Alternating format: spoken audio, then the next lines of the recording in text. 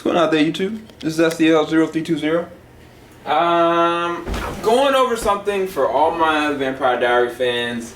I probably shouldn't, because it might cause to riot, but I feel as though the findings that I found in this video, which y'all are going to be able to see up here, I know it's really random, but you can also go to the description bar below to be able to check out the interview yourself.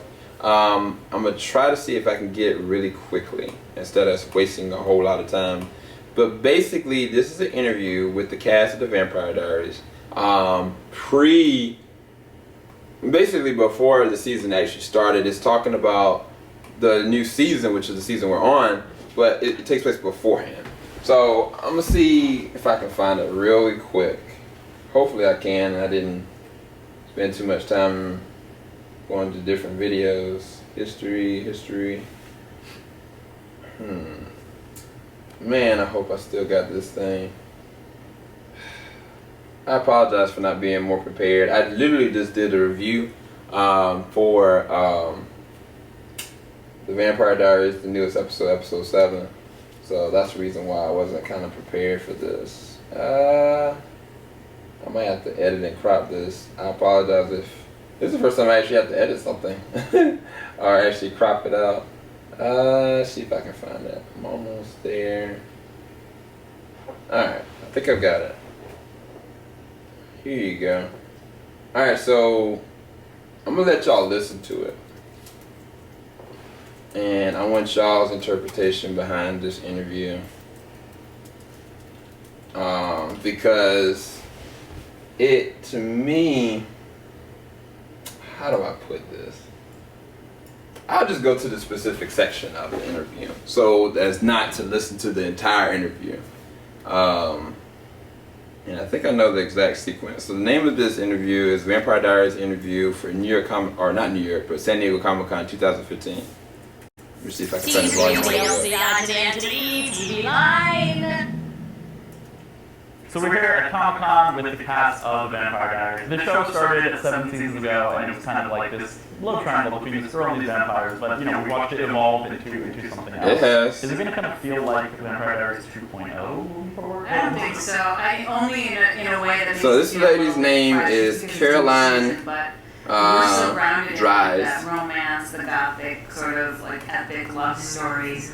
And what the writers did a really wonderful job of is because Elena isn't dead, and she technically is still alive. Her presence is still felt on the show. She's still a character on the show in a way. Yeah. I didn't know this dude wasn't British. Obviously, there's a lot That of threw me characters off. that are not over it. I was like, what? Her absence affects all of you Yes, except and Bonnie and Damon have to work through that also, because I believe there's resentment on both ends, so you'll get to see that played out in the first few. Stefan doesn't get because he keeps You heard with that? her. He's obsessed The first with her. few He's episodes obsessed is with when this Caroline. is actually But she ain't having none of that. He's like worked out, throwing himself out supposedly. there, and she's just like, back off, son. This season we'll get to learn Stefan's game, because Elena just felt gaga goo goo for him, but now Caroline's like, you need to earn it. And you're seeing a lot of that with the women on the show. I mean, even Annie's character, who's just this amazing new character, you're seeing all these women kind of hold their own and I really agree.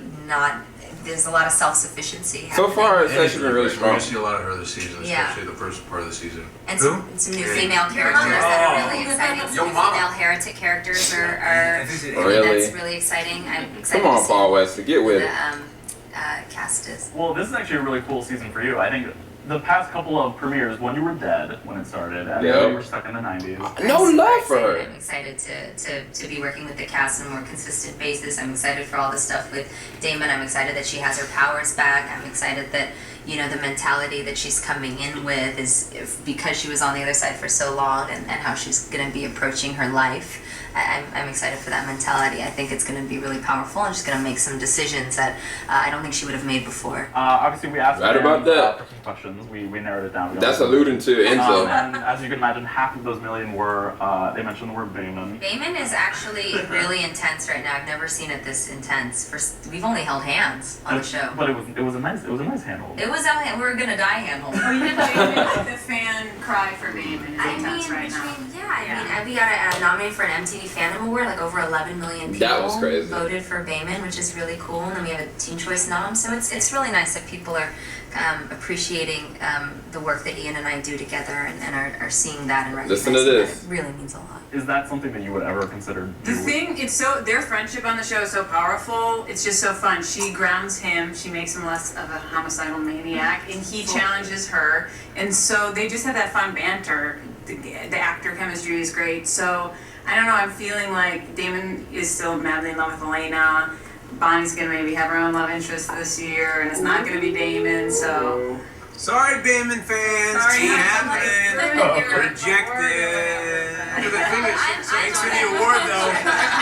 On the record, I'm open to that, and I know the fans would like to see something like that. But it's really it's their don't show. mess with a good thing. That's how we think. Your new love interest at Minnesota. I'm gonna end it right there.